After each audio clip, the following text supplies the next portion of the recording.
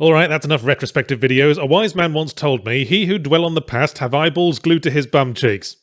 Actually, he wasn't that wise. Time to move on and return our gaze to gaming's future, all 2 or 3 years of it that remain before we all die in wars and climate disasters. And to do that, I'm going to review a game that came out a month ago, Boneworks. Because it's VR, which stands for Very Futuristic. I've been getting back into VR lately. I still like it as a fundamentally more immersive way to play games, but that's all very well for me to say, from atop my throne of rare Funko Pops. As much as I like playing in VR, I still don't think it will become relevant to the mainstream until A, it doesn't cost so much, B, the computer you need to run it on doesn't cost so much and no longer requires a cooling system bought secondhand from the Soviet nuclear program, C, it can be set up without taking up 9 USB ports and a day off, and D, enough time has passed for everyone to get their sea legs and our futuristic robot vacuum cleaners have mopped up all the sick. Oh yes, and E, a couple of hot apps to make it worth the bother, and Boneworks might be a right step in that direction. VR is still largely in its youthful phase, which will inevitably come back to embarrass it after it leaves high school, meaning that most of its games are still a bit too enamored with the technology itself and based around short experiences, because they assume the audience is like the ones in the very early days of film, who screamed when they thought the big train was about to smash through the wall, and they're afraid of overloading the robot vacuums. Boneworks' story campaign is largely about being in a VR world and ooh, future technology, is humanity ready, blah-de-blah, disappointingly. But it's still a step forward for VR, largely because it fucking has a story campaign of decent length that isn't just 6 rooms in which we stand poking bananas on a tray until we jizz ourselves. Also, I can play it sitting down. VR and motion control games have long had trouble grasping that comfort is a big part of immersion, and I don't like standing around for long periods, especially not with 2 pounds of electronics strapped to me bonce. Room scale, my seated comfortable arse. Do you think we all live in the studio apartments from 90s sitcoms? I was enjoying super hot VR for a while, but then I couldn't get through a certain level because they spawned all the guns under me fucking couch. But none of that for Boneworks. Sit down all you want, you lazy cunt. The next notable thing is that you move freely around with the analog stick rather than teleport place to place, and somehow it doesn't make me throw up. So it must be doing something revolutionary, because it's the kind of game that seems like it should. It's a physics-based game where your in-game body is one of the physics objects, and you can use your in-game hands to climb all over the environment. But if you try to get your in-game hands or head to pass through a solid object, then they won't, and will judder violently as the rules of the virtual world try to meet whatever flappy hands bollocks you're doing in reality halfway. And that's precisely the kind of shit that overworks the robot vacuum cleaner, but no, I seem to be fine. Maybe it's less the game and more me being used to VR now. But I hadn't used my Oculus for like a year before I started Boneworks, mainly because I couldn't be asked to set the cameras up again and needed the USB ports for my powered amphibious bell end scraper. But when I said the game is physics-based, you pictured many things. Hanging ropes and stacking crates and cabbages and kings. Boneworks does have a lot of physics puzzling, i.e. if in doubt stack a crate, but it's physics-based in the sense that Half-Life 2 was physics-based in that once you get bored of all the pulleys and seesaws, you can unwind by admiring the physics with which a goon's head bounces off the pavement after you shoot them with your big gun. And it's the combat where Boneworks shines. It's going for realism, well, as realistic as you can get when you're desperately miming the act of jerking off a spectacularly well-endowed man in the hopes that it will make the intangible fire axe you're holding connect with the nearby enemies. And you know, I didn't think this could ever work. Swing a melee weapon with motion controls, the melee weapon bounces off thing in the game. Hands in real life do not bounce off anything. Oculus touch controllers make intimate contact with testicles, but somehow it works here. Things do get a bit Jurassic Park trespassery when you're trying to heft something the game says is heavy, which in reality weighs the same as everything else, i.e. bugger all, but it's the guns that really do it for me. You have to realistically load and unload your magazines, realistically pull back on the slides with your actual hands, pop the gun under your real actual armpit to holster it, and then listen to it clatter to the real actual ground half the time because the holster didn't register, but it doesn't matter. When your rifle runs dry as you're holding off attackers, so you fling it aside to pull 2 pistols out of your armpits and John Woo your way to safety, well, it'd be hard to explain how satisfying it feels without getting placed on a watch list. I just wish there was more of it. It takes ages to get to the combat-heavy parts of the campaign. There's only one kind of enemy that also has guns, and it's got the AI of a startled fish, and thinks the best approach after you disappear behind cover is to all cluster around a nearby wall and examine it for clues, and I hope you like semi-automatic pistols and submachine guns, because that's your lot. No shotguns, no explosives, no Ghostbusters laser. I mean, if you're going to take influence from Half-Life, I'd have made the Ghostbusters laser Chapter 1, personally, or possibly even the subtitle. Boneworks even has its own version of Half-Life headcrabs, incidentally. You can catch them out of the air as they pounce, then pull out a sidearm and execute it like you're spritzing a pot plant. That was also fun, just to add another bullet point to my watchlist entry. I know only a small percentage of you use VR, and to everyone else I might as well be telling you how spiffy the handrails are up in this ivory tower, but for what it's worth, Boneworks is the first game in a while to make me think VR might be getting somewhere. It's not there yet. The physics is full of little niggles, as you might expect from a game trying to juggle so much. The major issue with the climbing is only your hands and head can be moved, and your in-game legs just flop around getting in the way of things like 2 stubborn trails of cum dangling off your mum's chin. But forget all that. Valve announced that new VR Half-Life Alyx game, and immediately the expectations sprang almost as high as the stiffies, but on the off chance that anyone working on that gives a half cup of sifted shit for what I'd like to see, then I point to Boneworks and say, do you see this? Take this, give it a more coherent plot that doesn't just boil down to it is a VR game, and methinks doth not protest so much about whether or not it's a tech demo, ease off the contrived physics puzzles, and improve the monster and weapon variety, and that'll do for me.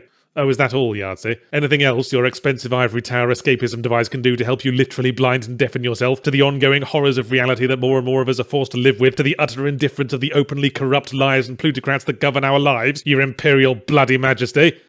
Ghostbusters laser?